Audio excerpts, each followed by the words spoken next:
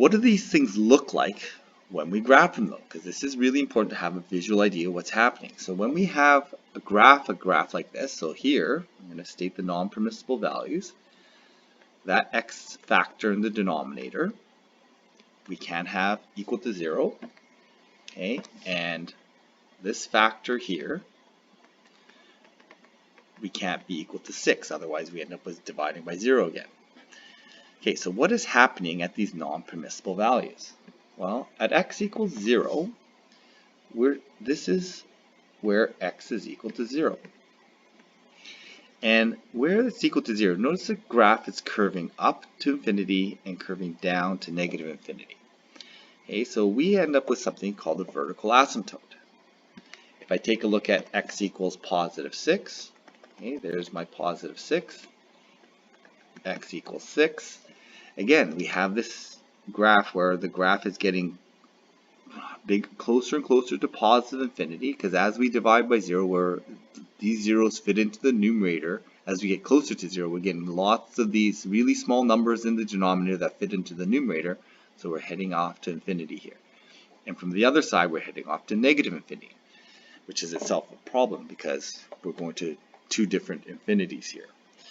But in general then, for our purposes, what we want to know is that when we divide by 0, we often end up, this is not the only thing that happens, but we often end up with a vertical asymptote.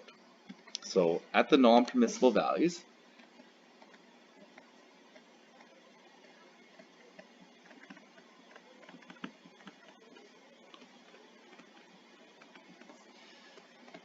can generate vertical asymptotes.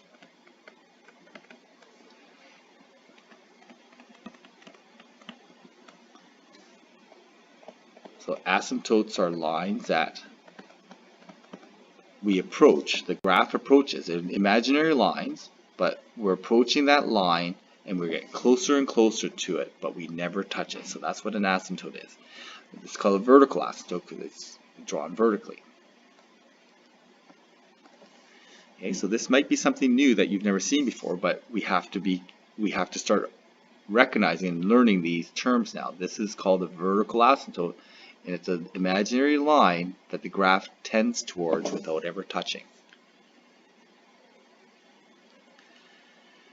So we're not going to graph these ones because we need a third variable to graph this, but when we have non-permissible values in two variables, we just have to make sure that we state the non-permissible value in terms of the other. And basically we're just saying that the denominator doesn't equal 0. Okay.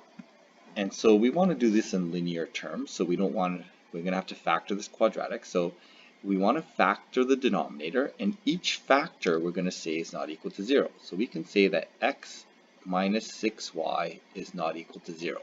And in calculus, this would be good enough. However, for our purposes, we really should state the x in terms of the y variable and say that x is not equal to 6y, or you could state it the other way around. You can say that x divided by 6 is not equal to y. Okay, so this is usually good enough, but I would like you to be able to solve for one of the variables as well. That's just solving, just isolating either the x or y. Here we have to, first of all, factor this. Okay, so we need to factor this. Two numbers that multiply to 8 add to negative 6 is going to be negative 4 and negative 2. Okay, so once we factor this, we can state our restricted values by looking at each individual factor. So x is not equal to 4y, and over here x is not equal to 2y. So these become our restrictions based on each individual factor. So in two variables, we just have to state the non-permissible value in terms of the other variable.